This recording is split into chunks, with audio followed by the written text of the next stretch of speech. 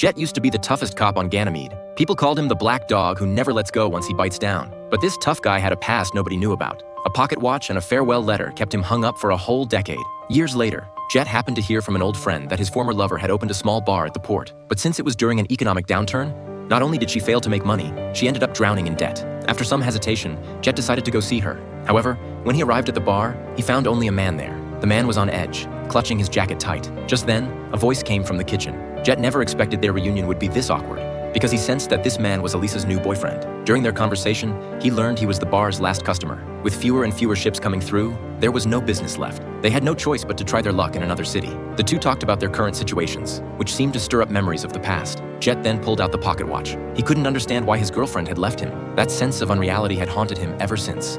Gradually, he realized something inside him was going numb. After half a year had passed, he made a bet with himself. If the watch stopped and Elisa still hadn't come back, he would leave this planet. Now, coming back to his senses, over 10 years had gone by. He had no intention of blaming Elisa. He just wanted to know why she left without saying goodbye. Meanwhile, Spike received a message from an old friend with unreleased bounty information. He was shocked to discover it was Elisa's boyfriend, Lint. Turns out, to protect Elisa, Lint had accidentally killed a loan shark middleman. To keep Jet from having to be the bad guy, Spike went to make the arrest without telling him. When Lint saw Jet leave, he completely lost it. He started seeing bounty hunters everywhere. To ease her boyfriend's mind, they decided to leave immediately on a small boat. Spike happened to witness this and turned around to give chase. After an intense pursuit, the small boat ducked into a tunnel. In his urgency, Spike nearly collided head-on with Jet, who was driving through. Both broke out in a cold sweat. Spike felt somewhat helpless and explained he was chasing a bounty. After sharing the bounty information, Jet was stunned. Looking at his former girlfriend, Jet said he wanted to handle this himself on his own turf. Although Jet hoped to resolve things peacefully, they had no intention of surrendering. They charged straight into a narrow gap, trying to evade capture.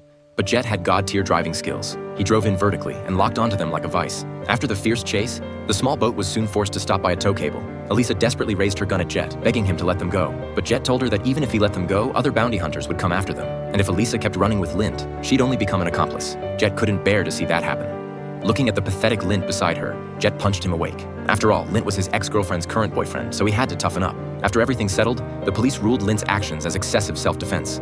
This time, Elisa decided to stop running. She planned to return to the bar and wait for Lint to come back. It seemed like the best possible ending, and it also meant that Jet's frozen time could finally start moving again. He pulled out the pocket watch he'd treasured for years and, with a sense of release, tossed it into the sea.